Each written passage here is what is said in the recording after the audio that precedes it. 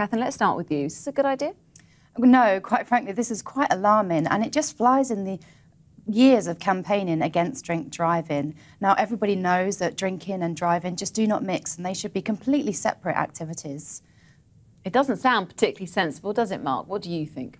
Well, look, clearly drinking and driving don't mix. I would think that every single driver in the United Kingdom is more than aware of that. If you drink heavily at all, I mean more than a drop really, and get behind the wheel of your car, you are not only acting irresponsibly, you are acting immorally and illegally. And frankly, if you don't know that already, no amount of warning signs around Wetherspoons are going to make any difference. I'm very relaxed about these pubs appearing. I mean, clearly we want to get death off the roads, but in fact motorways are about the safest roads per mile driven of any roads in the country, in fact in the world, British motorways. So if we're not going to allow pubs by the M40 and motorways, shouldn't we also ban pubs by country roads, which are far more dangerous to drive around? It's also much more dangerous to drive when it's foggy. Should we ban the sale of all alcohol in all pubs close to the roads when it's foggy? Look, we have to trust our adults to be responsible themselves. OK, let's get Catherine's point here. It's a good point, isn't it, that Mark makes? I mean, you could drive down the motorway, turn off, 3 miles later you're in a country pub. What's the difference? Well, yes, indeed, it is a good point that Mark makes in the sense that the British motorways are possibly the safest roads to be driven on, but that's because there's a very stringent law in place that prohibits the sale of alcohol. But 3 miles off the motorway, you could find a pub, no? Well, I mean, we live in the real world in the sense that if people are going directly from A to B, we can expect that they won't veer off the motorway that much to lengthen their journey.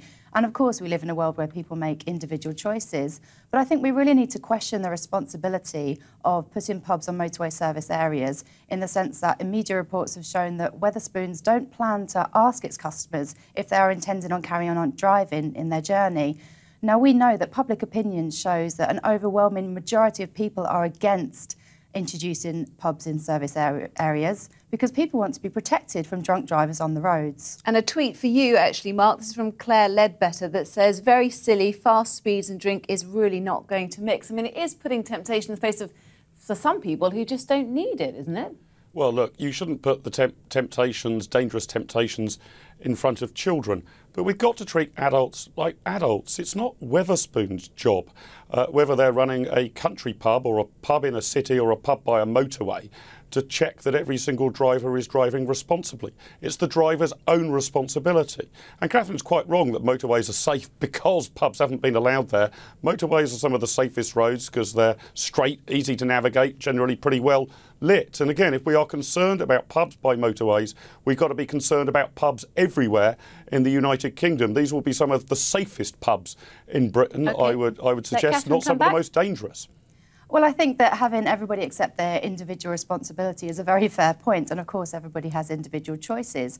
However, we need to remember that drink driving kills innocent victims who do not have choices about the matter. So this is something that we want to maintain within the remit of the law, that drinking and driving be maintained as separate activities. What about being a nanny state? It's not really the Wetherspoons' decision to tell us if we can and can't drink, is it? It's not Wetherspoons' decision, but it is the responsibility of the pub to ensure that they're not being irresponsible servers. For example, it is illegal to serve somebody alcohol if they appear to be already intoxicated. So I would say that they do have to bear some brunt of the responsibility here. Will you be using it, Mark? I don't often drive up the M40. When I am in a car, I'm nearly always a passenger. So when I am going up and down motorways, I hope very much that the driver of the car doesn't mind coming in for a Diet Coke while I have a pint. And I'd really welcome that option on a long road journey. And Catherine, what about you? I don't think I'll be going in there. I think I really do want to be promoting a clear message that drinking and driving do not mix, and the public do not want to see it mixed. OK, we'll leave it there. Guys, thanks so much for joining us.